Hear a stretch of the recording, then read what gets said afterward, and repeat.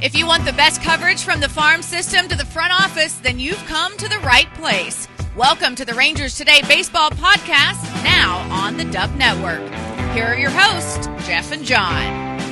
Hey everybody, welcome to the Rangers Today Baseball Podcast. This is episode number 95, and today, Dave Raymond, the Texas Rangers play-by-play TV announcer, is going to join us. But first, we've got to talk to about the big league team and what's going on with them. Yeah. And right now, quite honestly, it's not really good. Yeah. For the first time we're saying that. Yeah, it's not great. They had the 8-game losing streak, which started with that loss to the Angels, and then the home sweep by the Brewers, and then they go to Arizona and blew one on Monday to start off the road trip.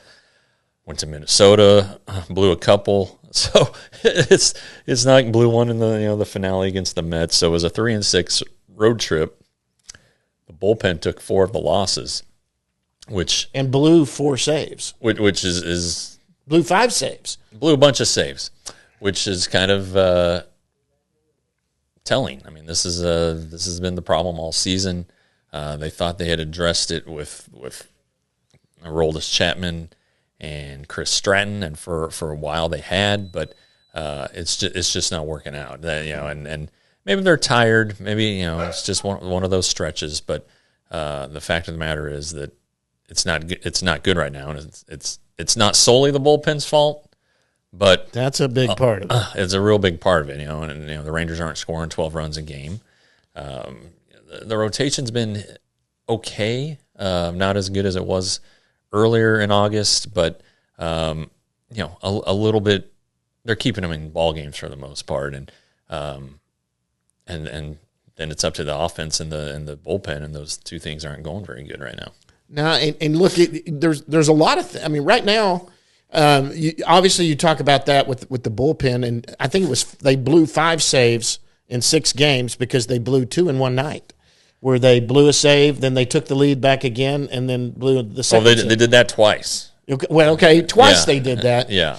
There's a lot of talk too about left field and trying to get left field ready for what they want to do. Jankowski's in a bit of a lull right now. Duran's unfortunately is being forced to play third base because Young's not back. Yeah. Okay, let's talk about this now. Evan Carter. This has been the hot topic everyone's talking about. Look, he started out hot at AAA. Okay. But this is where he needed to be. He needs to be in AAA, and he's got to prove something here. But you don't think, should he continue this, he's going to face Walker Buehler Sunday. Okay.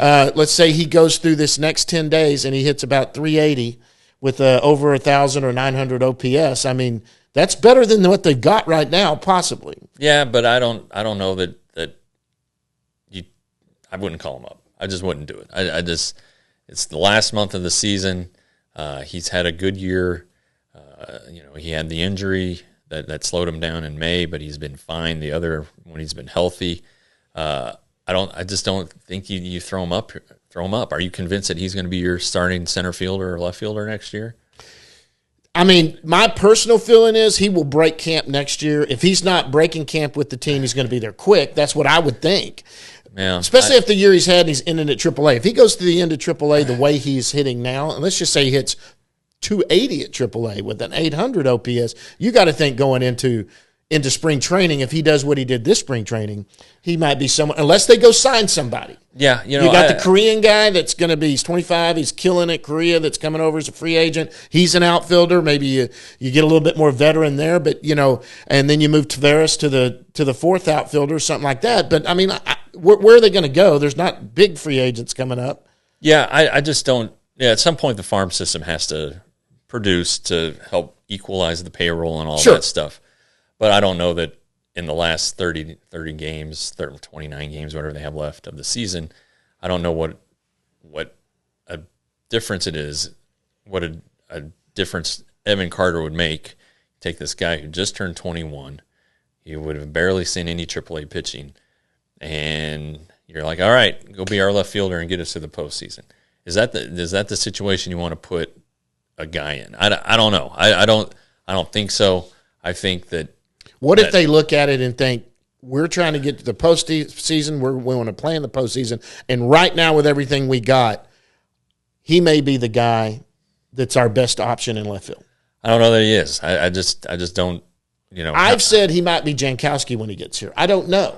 I mean, he's fast. He's a good defender. He's doing well. And obviously I understand where the cries are for it because he has produced at every level, and he's producing now.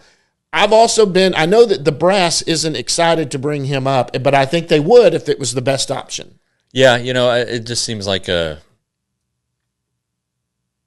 desperation move. And I don't think they're desperate. They're one game out. Right. They have the teams that are on their heels. Well, the one team that's on their heels, I guess.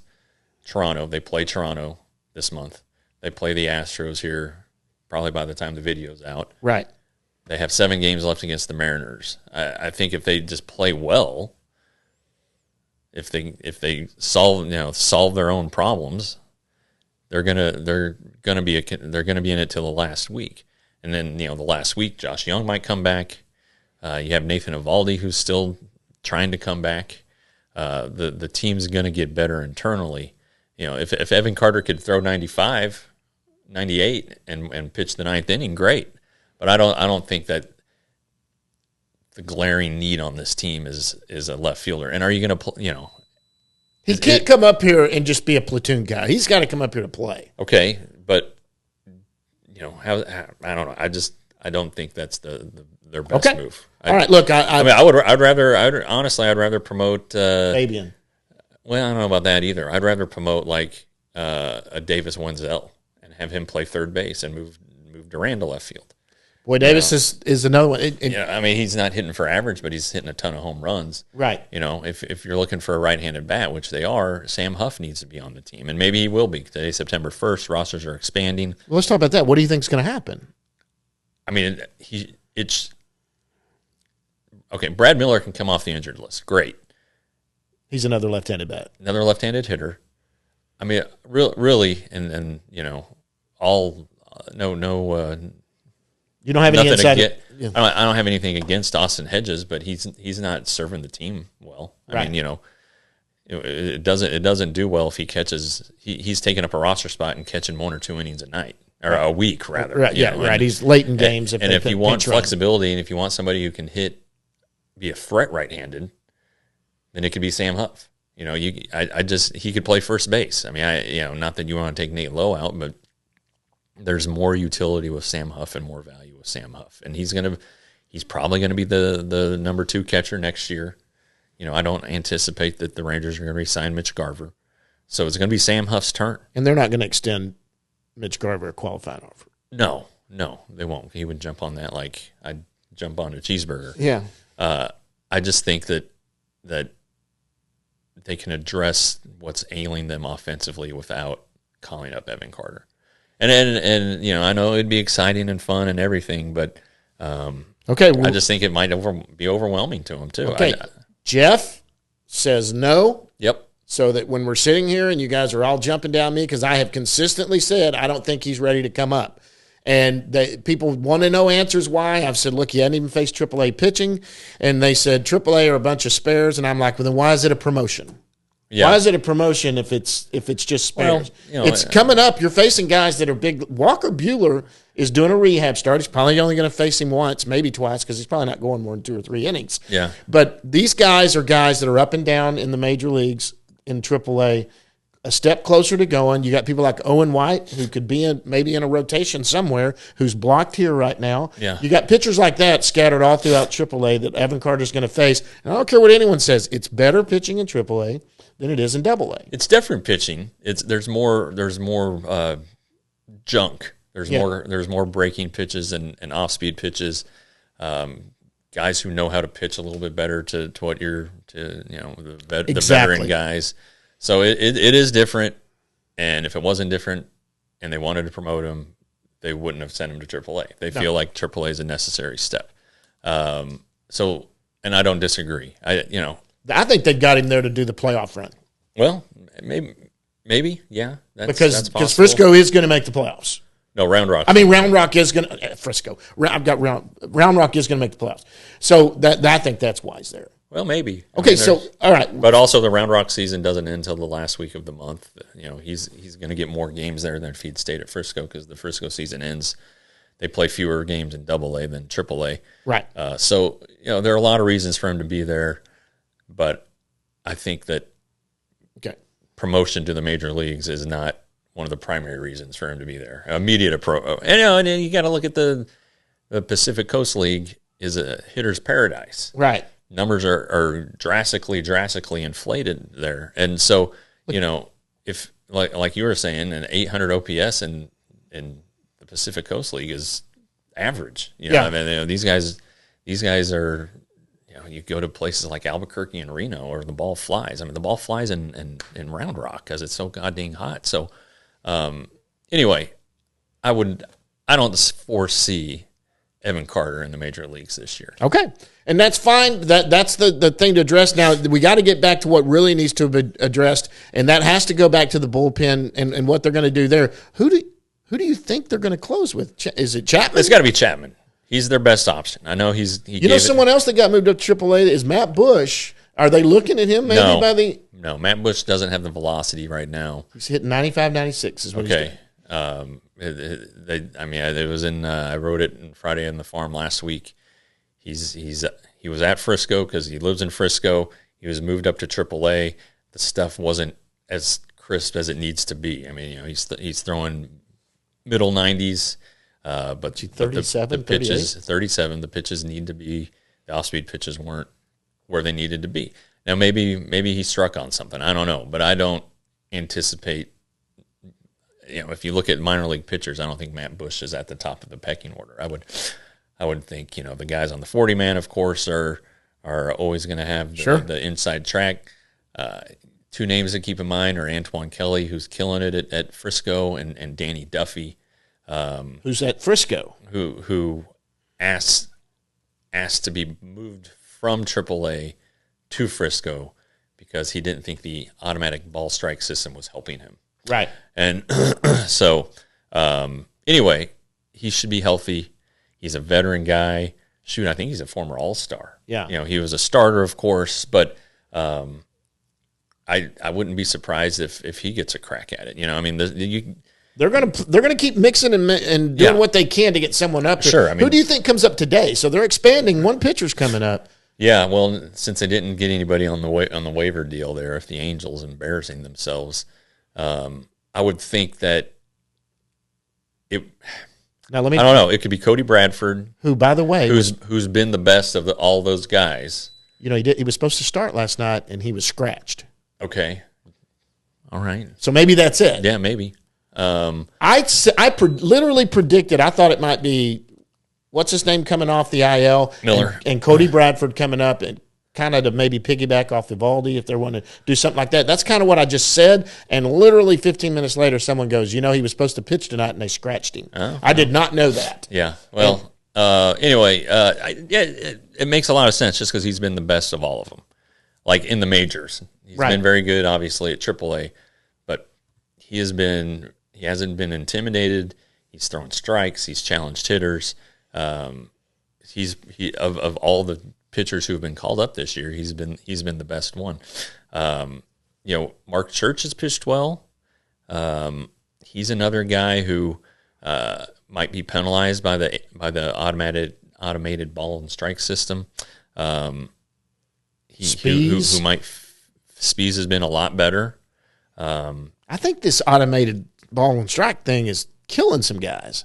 Yeah, I think Cole Winn, Owen White, guys. What I was told, guys who like to work up in the strike zone, throw their fastball high.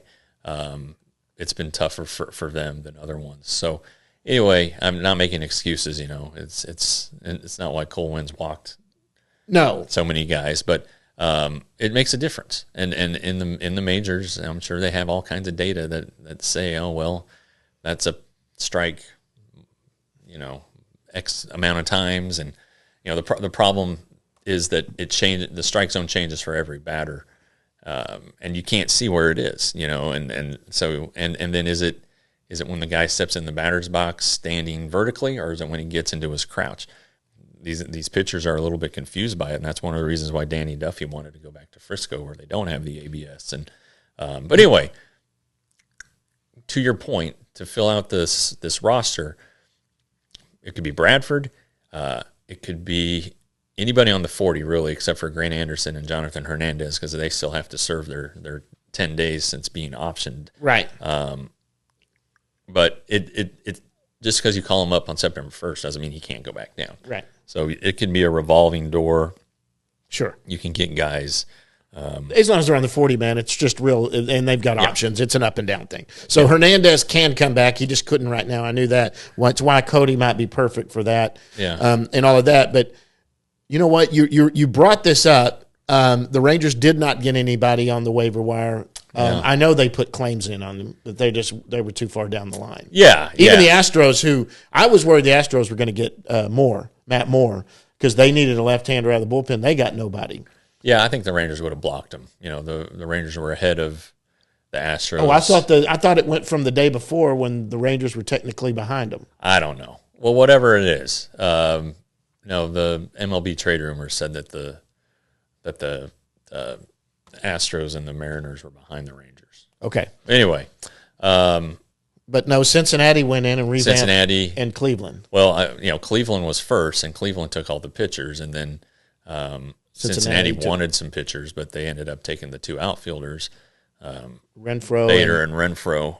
And, Dominic Leone got through to the Mariners, but the Rangers had him in spring training and saw him, I think, against the Angels, and they know what the book is on Dominic Leone. And Randall Grichuk, the other outfielder, he didn't get claimed by anybody. I don't know that he would have helped. Right-handed bat, though, but not having a great year, and never lived up to the hype when he was a prospect. And then Mike Clevenger was another guy from the White Sox. Yeah, Carlos Carrasco, who haven't been horrible, but haven't been fantastic. Carrasco's been pretty bad, but but Clevenger hasn't been horrible. Right, but he's dealing with the off-field stuff, right? I think that was cleared up, but anyway. Are you going to make a guy who's been a starter and who's been a fragile starter a reliever? I don't know. So anyway, but yeah, the Angels, what a deal that was. To just go ahead and get rid of Trout doesn't want to stay there now. A quarter of their roster. Well, yeah, I mean, they went for it, which they should have never done. Exactly. That was their mistake. They should have traded Ohtani. They could have traded Ohtani. Reloaded the major league roster, because they would have gotten major league players for him. They would have gotten minor league players for him. Instead, they make a trade for Lopez and Giolito, where they trade their number 2 and 3 prospects to the White Sox. They traded for Grichuk and Crone, and I don't think they gave away as much, but their farm system wasn't great to begin with, and now it's worse. Yeah. And then they just decided to punt. And it's not like they're saving a ton of money, No. And it's kind of embarrassing. I mean, for them to do that in 1 month, they obviously have had an effect on the pennant races, because Cleveland. I bet on Monday this week, before the news of these guys going on waivers hit, I'm pretty sure Cleveland wasn't going to wasn't going to try for it. They're 5 games back. They didn't have a lot of options, but hey, they're taking a chance at it now. So anyway, and now you know what? But the Angels are just it's just something new. It's actually embarrassing. It's something new every year with these guys, and it's embarrassing. Yeah, it's embarrassing to be a part of that organization right now with what they've done.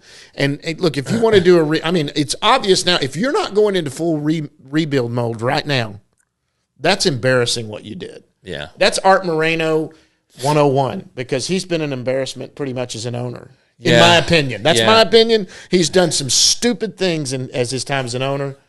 I'll give Perry Manassian, the general manager, kind of a pass here, because again he answers to Moreno. I don't think that I don't know this personally, but I don't know that he wanted to go for it at the trade deadline. This might be his way of trying to undo some of the wrong that was done. I mean, you're getting rid of these guys who you probably didn't want back next year, at least not at. I think Matt Moore has another year on his contract. Right. You probably didn't want him back at that price, so you're clearing six spots on the 40-man. Right. You're going to call up 6 people from the minor leagues. I think one guy had to come off the 60-day IL, and that's what this is. if you're going to, you're going to do rehearsals for the last month, and you can kiss Ohtani's ass, and on his way out the door. He ain't coming back. I don't think so. And I don't care. The money would have to be double what everyone else is. I think in his mind, he's done. Well, and here's the thing. He had Tommy John surgery right when he came over. He was hurt with the Angels. Now 4 or 5 years later, he's having Tommy John again. Right. Now, I mean, the Angels didn't perform the procedure, but they helped him rehab it. Right. Does he trust their medical staff? So I don't know. I just don't see him coming back. I didn't see him coming back before, and now I really don't. And then you brought up Mike Trout, who's got to be pissed. Why does Mike Trout stay there? I know he's a loyal guy because he's making $45 million a year, and that there's no pressure. I know, but and he doesn't seem like the kind of guy who would demand to be traded. But man, he is Mike Trout. And I know he's been hurt the last couple of years. Was he playing one playoff game or something? He's hurt now. He's played in one playoff series. He went 0 for 12. I think it wasn't a great performance. Maybe it's when he was young, though. It was right when he got up. But still, Evan Carter. It was against the Royals. Yeah, not Evan Carter. No. So anyway, he if I were him, I'd get the hell out. He doesn't. But Moreno's going to have to eat almost a ton of that contract. That's fine. That's fine. But you know what? If he is willing to eat a ton of that contract, he could get some good prospects back. If he eats the contract, it makes it more appealing for a potential buyer. And he's flirted with selling the team. The season's been a joke for them. I know they were good for a little while, but if he wanted to clear overhead, that's one way to do it. Yep. And the Rendon thing's nothing you can do about that. He's mailed it in. Yep. Got his contract, doesn't care. I talked to a reporter, an Angels reporter, who said that he's never seen anybody care less about his job than Anthony Rendon. And I was like, what? That's crazy. But he's got his payday.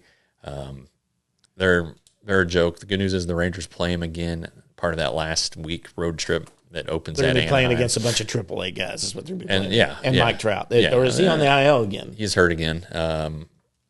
I think that Hammett bone is tough, man. That stinks. It's tough to come back from quick. I mean, Delino to Shields, that's an example. Not that he's an offensive juggernaut, but he was hurt early in that season, and I don't know, 18, 19, tried to come back, and his hand just hurt the whole year. Yeah, and if Mike Trout's hurting, it's not like it's a playoff race. So well, get it right. Don't hurt yourself anymore. Okay, so I got all confused this week with what this was, and all of a sudden the epiphany hit, and I remembered how this thing works. So what this was in my brain when the Angels did this, my brain went to they just DFA'd 5 guys. It wasn't DFA'd. In the old system, during the month of August, you would put guys on waivers. They would clear waivers, and you were free to trade them after they cleared. So once these guys who were not claimed off of waivers, they immediately went back to their team. Yeah. And in my brain, I was thinking this as early as 2 days ago. I was going, okay, I'm confused. If they clear waivers, aren't they free agents? No, they're going back to the team they're on. And then if the team wants to get rid of them beyond that, then they have to DFA them. Yeah, they have. It used to be revocable waivers, right? and this could pull them back if a deal wasn't right. This is fairly new. There used to be an August 31st trade deadline. Yes, absolutely. And called the waiver deadline. The July 31st is the non-waiver trade deadline. This was the waiver trade deadline. And teams would put half their roster through. Yeah, oh yeah. Anybody with a big salary, it was not a surprise to see a huge name on the waiver wire. And then they would get claimed by somebody. But they would have to get claimed, and that team would have to take on the whole contract. Or they'd have to trade, or they could clear, and then they were free to be traded. They were free to be traded. The Rangers, they did that a couple times. That's how they got Pudge Rodriguez back in 2009, and then Jeff Francoeur the next year. Yep. They got him on August 31st, and he was a pretty good contributor for him that month, and then in the postseason. So Right. anyway, crazy times in baseball, but the Rangers have, this is what they got. Yep. And they're going with what they have. They can look. Somebody can be DFA'd by another team. The Rangers can sign them to a minor league deal, bring them in, but they're not eligible for the postseason. Yep. But maybe they help them get to the postseason. Possible. Maybe an arm. The only way I see it being possible, maybe some arm that could help them get to the postseason. Where in the postseason, some of your back-end starters could end up doing some bullpen work during the postseason anyway. Listen, before we get out, we're going to go to Dave here in just a second. Want to give a shout-out to Michael Kennison. He's a follower of you and me, big follower. He's been dealing with health issues, all of that. He has finally been cleared. He doesn't live in Dallas, but him and his significant other have finally been cleared. He's going to be at the game tonight. Oh, cool. I'm going to go down and say hello to him, but he is going on a cruise. But I think COVID, he was so compromised that COVID really had him stay in. He had some issues with the brain. I know that, and that's near and dear to my heart. Yeah. But he's out about. They left yesterday. They were they were texting all about it and all of that. I found out he's going to be there tonight. Gets to see Max Scherzer. There you go. Which is fantastic. I'm going to run down and say hello. Safe travels, Mike. It's good for us to see that you're getting out here. And getting out and about. Can't wait to meet you tonight in person. But good travels for them. Now, let's go to Dave Raymond. Yes. And get it going. All right, guys. Dave Raymond after this. Today's guest segment is brought to you by the Frisco Rough Riders. Jeff, what's going on in Frisco? It's a big weekend in Frisco, John. It's their 20th anniversary celebration weekend. Tonight, Friday night, September the 1st, the giveaway is a Chris Young and Josh Young dual bobblehead. Both former Frisco players. And then tomorrow, we have the 20th anniversary poster giveaway and the alumni autograph session, which is going to feature Ian Kinsler, Derek Holland, Chris Davis, and Tanner Sheppers. Sunday, the Dream Team card set giveaway. You can read about the Dream Team at rangerstoday.com. Also Sunday, big old fireworks show. Friday, big old fireworks show. Monday, Labor Day, post-game fireworks. And then the Rough Riders are home next week, too. They're home until September 10th, which is Fan Appreciation Night. So be sure to check out the Rough Riders at milb.com/Frisco. All right, guys, and joining us right now from his home, where he's back home and getting ready for tonight's game and opening night for the Minnesota Twins in town. It's Texas Rangers play-by-play guy, Dave Raymond, and I blame him because this 8-game losing streak started when he went on a little sabbatical there for a couple of games. Dave, what's going on, man? Yeah. Well, we're just trying to dig out from it, John. That's all. I mean, it's just going to take me a little time to get things, righted again. So. Were the guys disappointed you abandoned them in their time of need? Yeah, right. Well, look, relationship. Hey, here's the good news, man. The good news is they're home. So yes, they're so good. maybe that will turn things around. Yeah, I hope so. It's September 1st. It's officially the stretch run, I guess. Did you expect this team to be there when you saw them in the end of spring training? So this is the conversation, right, that we all keep having, which is the expectations going back to spring versus where we are now. And would we take this, of course, if we were offered this back in March or February? And the answer, of course, is yeah, we would have taken this. A game out, into the last month of the season, sure. But, realistically, they're, let's face it, right, the trajectory is not a good one right now. So, did I expect this? No, I don't think I did. I mean, I don't know that I expected them to be number one. Let's just say a game out, right? Going into September. That would have been a tall ask, I think. And maybe more importantly, and I think the bigger question is, did you expect them to be bouncing around 20 games over 500 at this point of the season? Forget games out in the division and that sort of thing. Was this a team that was going to play 20 plus games better than 500 this year? And I just think, again, if you look historically at how teams build and how they move forward, and is it possible to improve X number of wins per year, you would say, yeah, I guess it's possible that they could be playing at this level.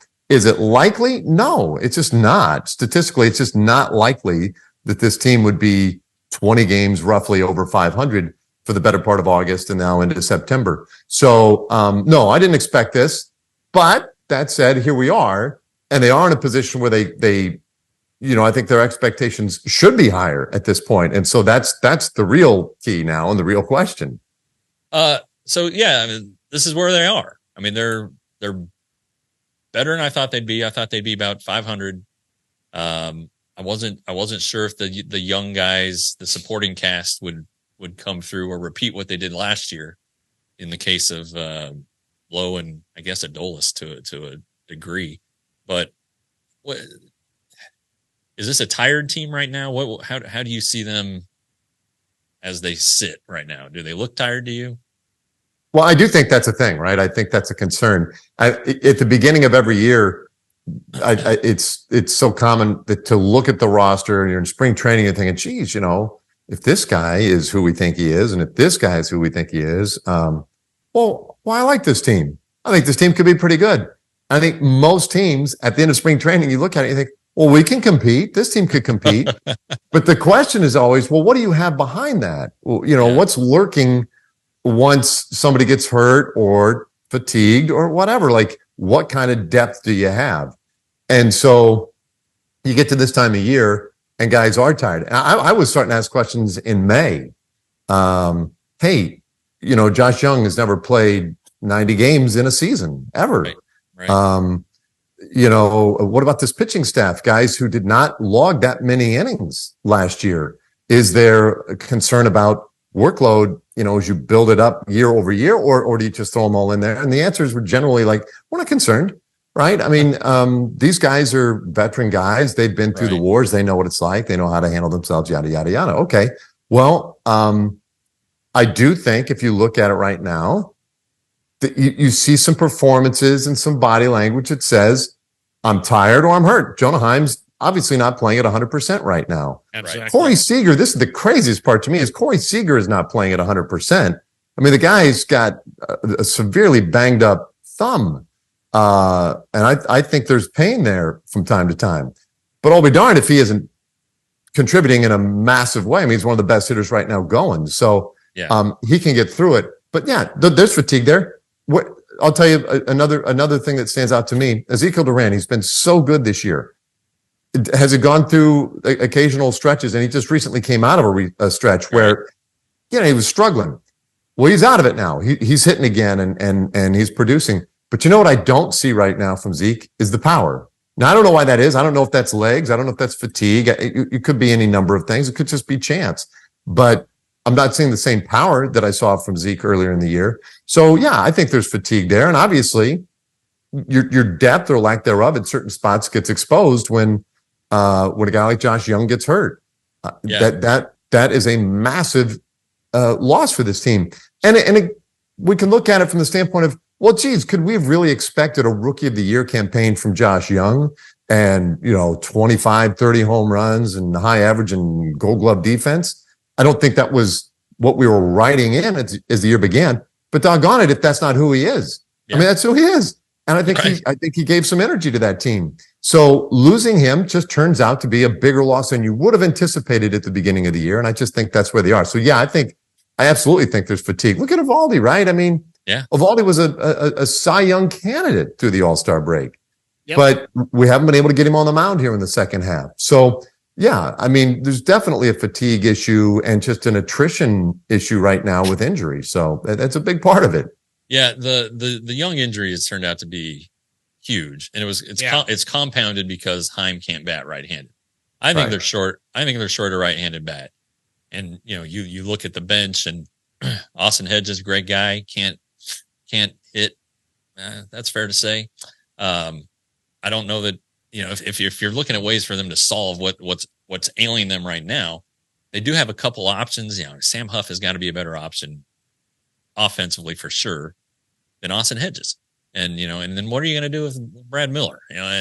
Is he just going to ride out the left-hander, by the way? Is he just going to ride out the year on the injured list? And could you call up one of these right-handed hitters that's killing it at AAA and see if that helps, but Yeah, Josh Young. That's you talk about. They got through Corey Seager twice, but they can't get through Josh Young. That's a big one. Yeah. Oh, I think it's huge, and it speaks to what a season the guy is having, and so you're really happy for him, and it was obviously huge for the Rangers to be able to get that kind of production from Josh. But it's been a very, very tough spot to fill because it isn't just the offense. Zeke took a downturn at the wrong time, right when he was needed to fill there, whereas he was really hitting well when Corey went down.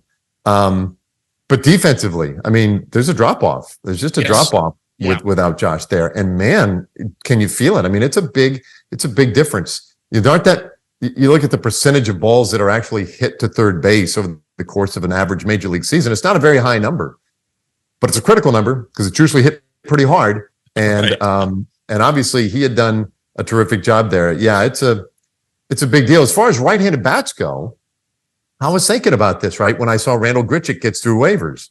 Yeah. And I thought, well, wait a minute. We couldn't use Randall Grichuk? And then I looked at the numbers, and, he's really struggled lately. Now, I don't know that that's a reason to avoid him.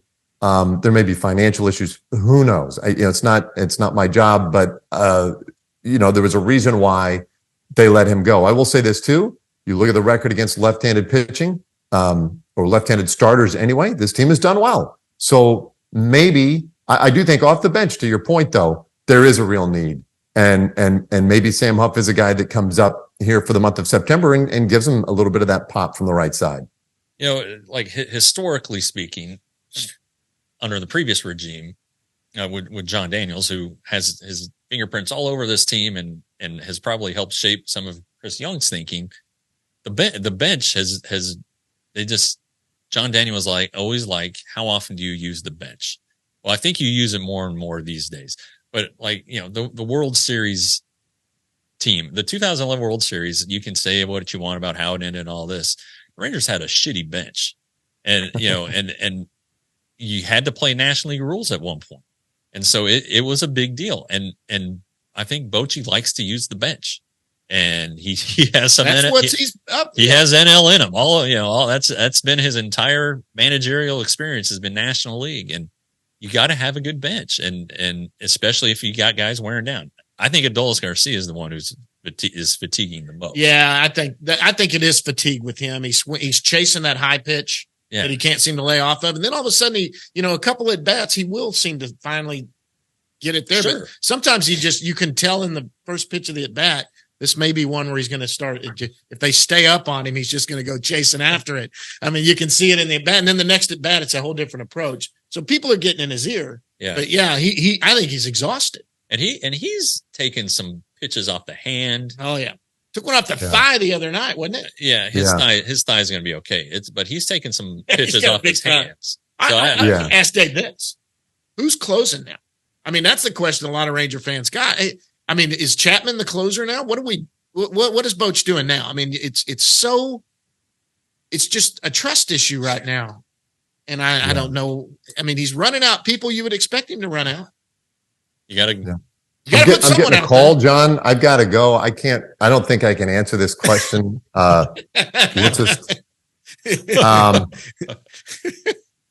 Who closes?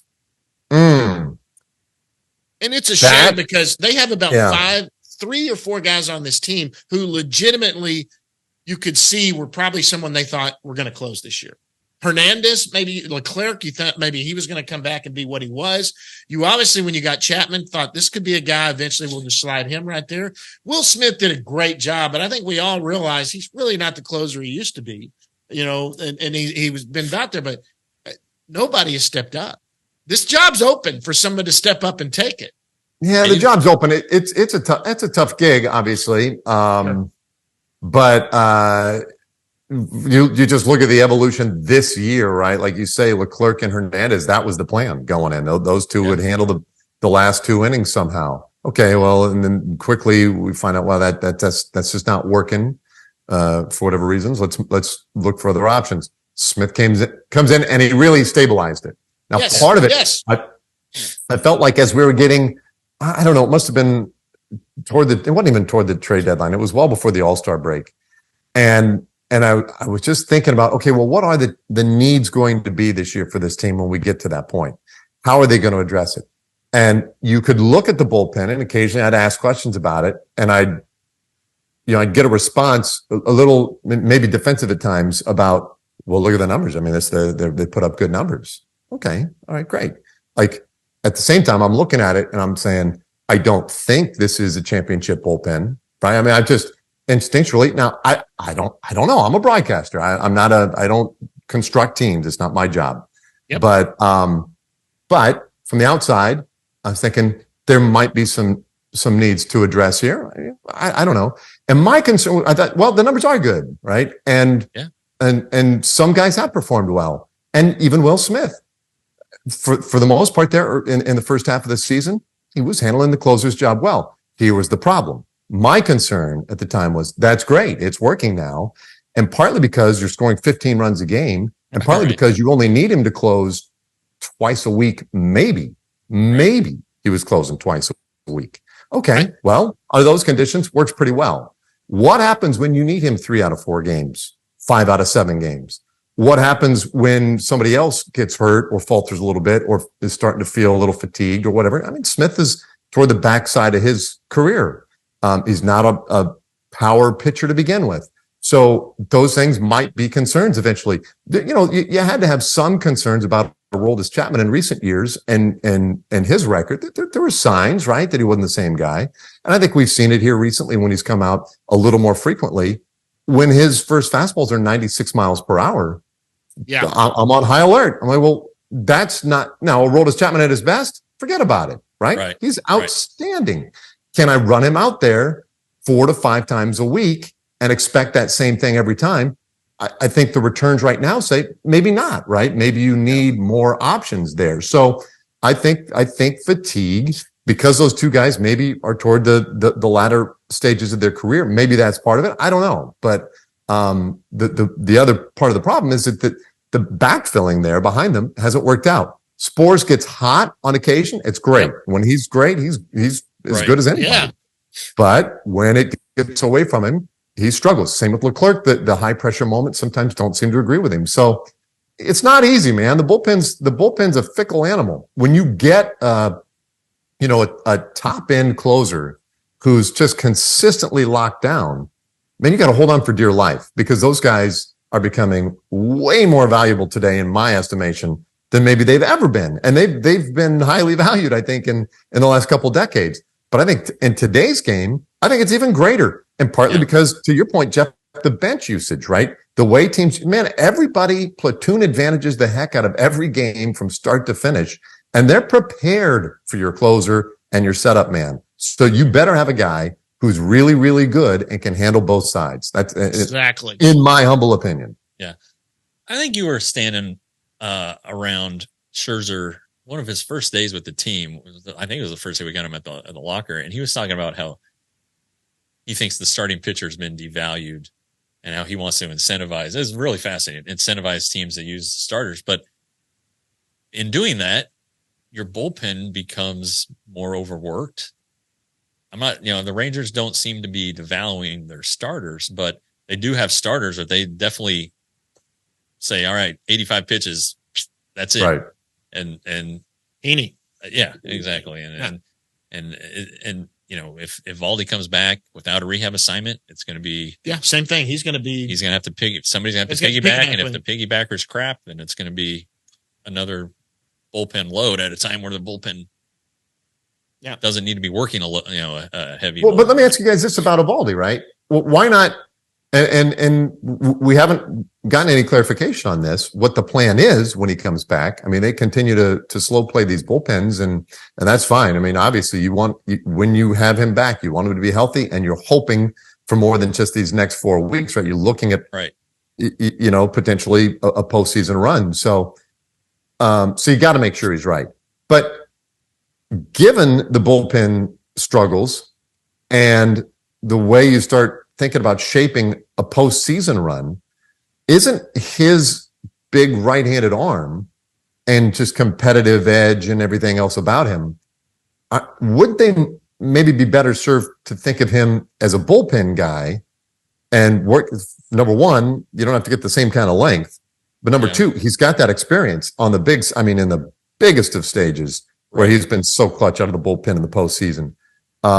He seems like kind of the real perfect and energetic build into that bullpen for me. I don't know. I don't know what their plan is, but it's pretty interesting. It seems like where I'd start. It's interesting. I mean, okay, are you concerned about the injury? Oh yeah. How often would he be able to pitch? Yeah, that's the deal. Could you run him out consecutive days, or is he a guy that needs to have a couple days off in between? Probably. I mean, but would you pitch him? Let's say Scherzer starts and gives you 7, and it's 3-1. Bring him in to go have him close it out, right? But then when can he pitch again? Yeah, can he go on that shorter rest? Can he go 3 days later instead of waiting 4 or 5? I like it, Dave.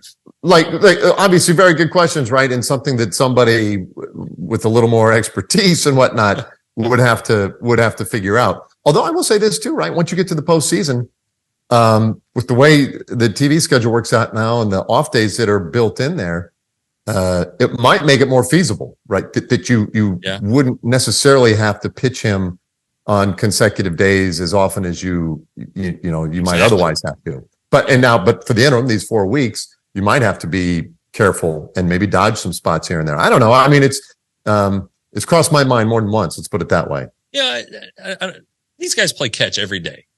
These pitchers play catch every day. They throw off a flat ground every day. Some of them will go and throw 10 pitches off the mound, not hard, before a game. I mean, these guys are throwing all the time. So he could do it. I mean, he threw his bullpen on the last homestand. He threw a bullpen. Next day, I saw him throw off a flat ground. He was not taking it easy. So, I mean, these guys have it. It's just. Yeah. When's the last time he threw? Did he not throw day before yesterday? Before he threw in Minnesota, right? And then his side got tight. It wasn't the arm, it was the side. Yeah. Right. And I know as it was last left, I believe he was throwing today. I think a bullpen today. And and that being Friday here at the start of this homestand. So and I can't remember now you get so crossed up over the days, right? Whether this was a heavy bullpen or whatever.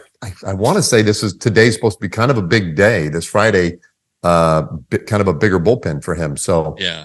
Well, I don't know. We'll see. We'll see what we get out there. And they'll probably sit him down, get him up, kind of do that thing. But the big thing is, how is he the next day? That's always what they're looking for. How do you feel the next day after you've done that? Yeah. Do you feel like you normally feel after you've started a game? Well, I think if he hadn't had that tightness, he would have been starting absolutely this homestand. Yeah. I think so too. Maybe this weekend. And it's just precautionary. It's like we've already got you there. It's okay, but it's precautionary. So does he throw a bullpen? Does he have to throw another one? Is this like his start day? And then he'll throw a bullpen on Sunday and then start against the Astros? Maybe. I don't know. Maybe. I don't know, Dave. What do you got? Maybe. You need to answer those questions for us. I'll say it's all on the table. Do not make your phone ring right now. Yeah. It's all on the table, right? I think. Sure. Look, they're not trying to duck him. I mean, they want him. Yeah. But they don't want to get him hurt, right? And absolutely. John, like you said, it wasn't his. It's not so much how the bullpen goes. It's how he feels the next day. After he threw that bullpen in Minnesota, bullpen went great. He looked great. Ball was coming out of the hand. Everything was great. Afterwards, he said, "Oh, this is fantastic. I feel wonderful." The next morning, ouch, right? Just not ouch, even just like, there's a little tightness here. So, so they back off a little bit, and that's smart, right? I mean, because he really. We have no idea how these last 30 days are going to play out. And that's what's wonderful and exciting about this whole thing. Exactly. No clue, right? This could be the most amazing story written in a long time. and he may be the guy who gallantly is carrying everybody on his shoulders into town. That may be how it plays out. And it might well be that waiting and being patient right there in Minnesota when he felt that little twinge in his side was the key to the whole thing. So who knows? Might be the difference. Never know. Absolutely. The one non-baseball question, it's a baseball question, but how has your job changed with the pitch clock? Was it tough at first? I mean, now you've probably got your rhythm, but yeah. It's late in the season. You better have your rhythm by now. Yeah, right. Yeah. I mean, it's pretty amazing. I would say just like the players, I'm shocked at how quickly and easily we all make the transition. It's just the first couple of games, spring training games, and then regular season games. There might even be an umpire pointing something out or something like, oh, wow, that's this thing or that thing. And you kind of get a little locked up and you're trying to sort it out. And the pacing really wasn't too much of an issue. I don't think even from day one, but now I feel really comfortable with it. And that didn't take but maybe a week. And I'm baffled that it took this long for us to get here, right? Again, there's so many things I look back on now in retrospect that just blow my mind. I'm like, we played outside in this town day after day in this heat? Really? Yeah. How did we do that? and then the pitch clock stuff. We used to play without this thing. Why? What were we thinking? Because this is, the players don't even, we had the moment. We did have that moment, right, in Minnesota where Chapman wasn't aware that first disengagement thanks to the catcher timeout. So it does pop up still, but I mean, it's so rare that anybody gets caught or feels, somehow confined by it. I just think everybody's cool with it, except as you point out, Jeff, Scherzer still won't let it go, right? He loves to talk about it. He hates all these new rules, which is great. He's wonderful. Okay, yeah. I've got my non-baseball question. Right. I've got to ask too, because we already learned all about Dave last time when we had him on. Okay, it's been hot. Did that affect the elderberries, or what happened this year? Yeah, I was going to set up today's Zoom with the elderberry bushes behind us, but this breaks my heart, John. They're dead. Oh no, they're dead. I got no harvest this year at all. They burn up really badly. And it's not the type of plant that you generally domesticate. So, they're usually on ditch banks or whatever, near railroad tracks, that kind of thing. But I thought, I wanted to have my own and cultivate them and really whatever. And it's hard. It's hard because I don't know exactly what makes it work or not work. It's like a weed. I mean, most places you just can't get rid of it when they show up. And it's still as much death as I've dealt with this summer. There's still little shoots that keep coming up, little suckers, which is great. It means that at least underneath there, it's still got some life. So maybe it'll come back. Yeah. It should. But man, no harvest this year and just devastating disease and death out there. I don't know. And I don't even know, there could have been some critter, that got in there. I just don't know exactly if it was all heat, if it was pestilence. So it kind of makes me crazy right now. I'm always researching it and trying to figure it out. Yeah. So we had, you said critters. We've noticed the last couple months, there was a cat who would hang out in our flower bed and would kind of eat our flowers. All right. My wife was like, well, how do we get it out of there? BB gun. We're not going to shoot a cat. Just a BB gun. It's a black cat too. I don't want to screw up with the love thing. So anyway, I'm out last night doing some crap in our yard. There's 3 damn kittens. So the mama was hungry. She was eating whatever she could. Okay, we got. Congratulations. Apparently, we have a feral cat population in our little neighborhood, and they taste like chicken. They gotta go there, John. No, they won't. But they won't. The kittens won't come near us. Yeah. And I want to feed them. I want to help them out, but that would just lead to a disaster. Yeah. Yeah. Don't do that. I tell you what, my family has a farm. I do hunt, so I made the joke, but I like to go hunting. I'm not a big hunter, but we have land, so I do it. But they have a big barn out there, and they keep feral cats around the barn. They throw some feed out for the cats to keep them, but it helps keep rats and stuff away. Yeah. And out there on a farm, when you have a big, you see about a 5-foot bull snake or whatever out there, they say, don't touch the snake. You leave the snake alone. He eats rats. He eats all of that. And the thing will scare you to death when you're, sometimes it's easier to step out on the porch in the middle of the night if you got to go to the bathroom than try to, but those things are big. I mean, they're big, but you leave those feral cats and the snakes alone in a farm. They run. Leave all of it alone, right? It's a whole ecosystem. It all works together. So Possums. You gotta, Possums are great. They're the nastiest looking things in the world. But when I catch one around my house, I put him back out over the fence. I'm like, you can hang out in the because they eat rats. They eat a lot of the critters that get around your house and all of that. Man, possums are good. Well, They take care of a lot of the insects and all of that. And they're not aggressive. They look it, but they're not aggressive. Yeah. They play dead. They freak out when you get near them. My dogs would love to drag them everywhere, but man, possums aren't bad. They just look like a big old huge rat. That's the They're problem. creepy. Yeah, they're they really look creepy. horrible. Yeah, I dislike them. well, all right. I'll keep that in mind next time I see a possum.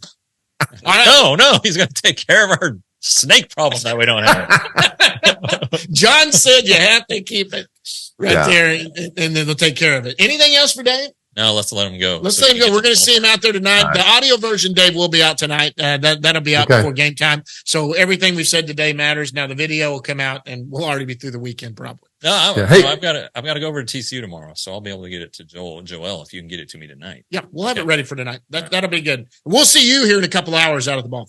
All right. Thanks, fellas. Have a good one. All right, that's Appreciate Dave you, Dave. Raymond, play-by-play for the Texas Rangers. Guys, right after this, we're going to go down in the bus leagues.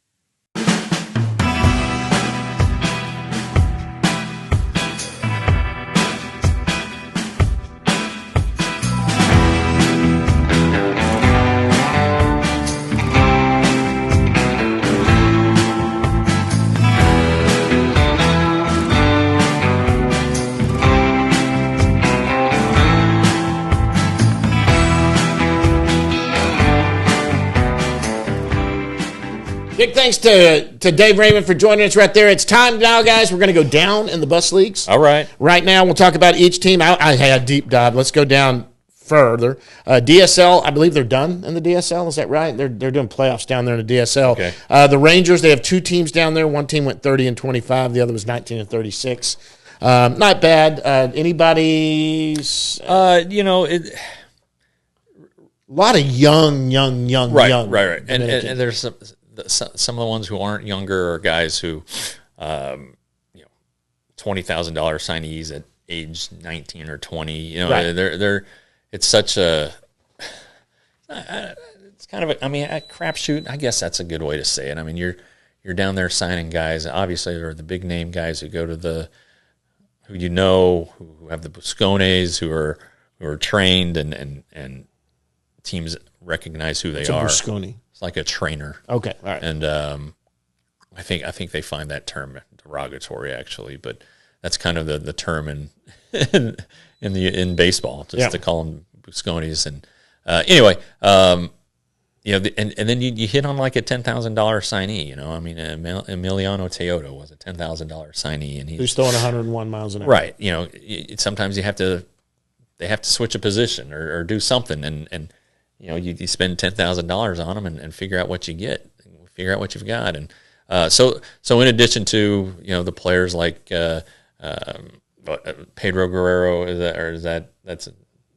it's Pablo Guerrero, Who is Vlad's little brother, and who signed for a little bit more. He didn't sign for a ton, but like $100,000, I think. yeah, I mean Sebastian Walcott, who was there, who signed for $3 million. He moved on because, as we've discussed previously, some cultural things that he was better served in the United States. But so you do have some big dollar signees. I mean, that's where Ronald Guzman and Nomar Mazara got their start. So anyway, it's a crapshoot down there. But I think the Rangers have some good talent. Yeah. Arizona Complex League, they're 22-33. They're 5-5 in their last 10. They lost a couple. Walcott, they might be finishing up too there. And they don't play forever. I mean, it's September 1st, and they have a one game semifinal, and then right. It's a short playoff. And If Walcott's done, I don't know that the Rangers they had a losing record there. He finished with a 253 average. He had 7 home runs and 826 OPS for a 17-year-old. Yeah, and just because they're done doesn't mean he's done. He could Fall's definitely coming. go to yes, that Instructs is going to start here. He could get promoted in a for couple weeks, but he could go to Down East to finish out the year. And same thing with Chedry Vargas, who's had a phenomenal. Didn't he get promoted already? Did he? Okay, good. He got promoted. Yeah, phenomenal. He's season been good. there, and I think he's second in the league in home runs. And you've seen some of the draftees start there, and Wyatt Langford started in the Arizona Complex Leagues for a few games, and right. So anyway, there's young talent there, and it turns over pretty quick. as guys come in and out from the draft. But Sure. Anyway, down east is 26-30. 5-5 in their last 10. They've lost one. Obviously, a couple of guys just got promoted out of there. Aiden Curry just got promoted to Hickory. Well, he deserves it. Yeah, he's had a great year. Yeah. Porter's still there, probably going to be headlining that. That's all they won the first half. They're going to the playoffs. So I'm sure Porter's going to be their opening night starter for playoffs. Well, yeah, I mean, he's, workload management still, if you will, to borrow that terrible term from the NBA, but so it's a thing, they don't want him to get past 100 innings, and he's been pitching well, and when they've had him, so he might be their best pitching prospect right now. Maybe, yeah. I mean, it's considering who's hurt and who's yes, it has to do with injuries and who's playing. Yeah, sure. He might be their best healthy pitching prospect right now. I mean, I think he's a top 100 prospect in a couple of those industry lists. So I think you're. When do the playoffs start? Are they getting ready to go? Yeah, they let's see. Frisco ends the 17th, I think, and the 2A clubs finish, I think, the week before.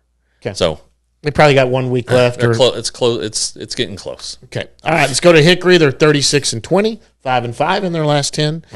They won one. A couple guys moved up to there. Of course, Abby Ortiz is still there. Who's just 30 home runs, hitting over 300. It's been unbelievable. Yeah. And in this system, first base is a detriment. There's not a standout first baseman anywhere in this organization. Correct. Abby, there is an opening there if he can continue this and take it up to the next level. I'm sure he's going to stay there. Frisco is not going to make the playoffs, I don't think. No. So there's no point in they're not going to bring him to AAA, although he is 22. Yeah, that's no. He did spend I think a year at junior college. Signed as an non-drafted free agent. So good for him. You sent me a text last night about Wyatt Langford, who was pulled on Wednesday. He was pulled Wednesday. Today's Friday. Wednesday night, he was pulled late in the game, which you wondered if it's because they were killing somebody, out of the lineup last night. Yeah, workload management. That's what I was told. This guy had a he long played season. A full college season into the College World Series. Played from February to June. Not every day, obviously, but probably every weekend day and once during the week. So 4 times a week. Then the College World Series ends. He shuts it down for the draft. Takes a while to get signed. All that, and then he has to go back and build up. This is a guy who's never had 500 at bats. Right. There's no need to run him out every day. So he's not getting promoted, at least not yet. Nope. I wouldn't surprise me at all if that last weekend of the Frisco season, or even it could even happen next week. If he gets called up and spends the last week or 10 days with him. That's what they did with Evan Carter last year. Of course, that team made the postseason, but but I think they could call him up at some point, but they're not doing it like imminently. Okay, so call him up to a team that's not going to make the playoffs. Let him play 2 weeks. And then shut him down. Sure. Shut him down. No chance maybe he goes to AAA to go to the playoffs with them? I don't think so, no. That's a lot to ask. You look at Dylan Cruz, who was the first overall pick. He's been promoted to AA and is doing fine. And then the pitcher, or I guess Skeens was the first overall pick. Cruz went second. And the pitcher, Skeens, they call him up to AA, the Pirates did, and he didn't get out of the first inning. Yep. So it's great. It's something, but give him a taste of it because I'm sure that's where he's going to be next year. Oh, absolutely. There's no point in him going back to A-ball next year. So, and he doesn't need to stay and go through the playoff run unless maybe their ultimate goal is they do let him. I imagine he's somebody that we'll see in instructionals or at least AFL. You think? I don't think he'd do the fall league. He doesn't need to play anymore. He's had a good. He got a ton of at bats at Florida. Don't want to get him injured. He's going to get a lot of at bats here. Just let him rest. Let him get into the weight program and off season. Learn what an off season looks like, and go from there. Okay, Frisco's 29-25. They're 6-4 in their last 10. They've won one. This was a team that was voted by a lot of publications out there the best team in baseball, in minor league baseballs to start the season, and they look nothing like they did when the season started. Right. They've had a lot of players moved in and out, and had a couple players traded. Thomas Sajaci, our good buddy, he cleared 100 RBIs last week. I guess it was this week. He's that done, may be the guy. He is killing it. He's hit like 9 home runs for Springfield. He's having a great first, making a great first impression with the Cardinals organization. Good for him. I haven't checked on Acuna. Ronald had a tumultuous week as some fans came out of the stands in Denver to take a picture with him, and then the security guards tackled the fans into Acuna, and he fell. This is according to Ron Washington, who I spoke to yesterday. And then Acuna went and got married yesterday in Los Angeles, and then hit a home run to give him 30 home runs and 60 stolen bases. First time grand slam, didn't he? It was a grand slam. First time that's ever happened in Major League history. So anyway, Frisco's a little different. Obviously, Jack Leiter is off the developmental list, which is good. He pitched well Sunday over 3 innings. Gave up a home run to the first batter, and then just look, lights out. Didn't walk anybody. Yep. And then struck out 5, I think. And then Trevor Halvers had a real nice summer. The player known as the one from the Joey Gallo trade, who is not in the major leagues, but if you look at his numbers, he's having a pretty good year. I think he's hitting around 260, 811 OPS. Let's see, I got to do the math. 38 extra base hits. He walks a ton. He's got a 379 on base percentage. So it's probably not happening as fast as he'd like it to happen, but he's had a real nice summer. Okay, let's go to Round Rock, where they're 34-20, 7-3 in their last 10. They lost a couple. Carter is up there now. He's hitting 500. Okay. We've already talked about him going into the weekend. Matt Bush got promoted up there. A couple other names that we know, Foscue, Wenzel, that are performing up there. These are some names to watch who possibly might come up to try to help the big league team. Especially the arms. Sandro Fabian, outfielder, has had a real nice season. Blaine Krim's had a great 2 months. Blaine Krim has been on a tear the last 2 months, and you look at where his numbers are, and they're right where they've been his whole career. Right. So he, at some point, you just got to think, all right, this guy's hit everywhere we've put him. And he's a right-handed bat. And he bats right-handed. It just seems like he can play third in a pinch. It just seems like he needs a chance. I just think that at some point, curiosity is going to kill the cat, and they're going to be like, all right, Blaine Krim, go do it. Now, he does start slow. He's kind of been a slow starter. It's shown at each level the last couple years. But he can hit, man. He can hit. Well, the way he's hitting the ball now and the way he's grooving, maybe that is a bat that can come up here. Hey, you never know. He can DH.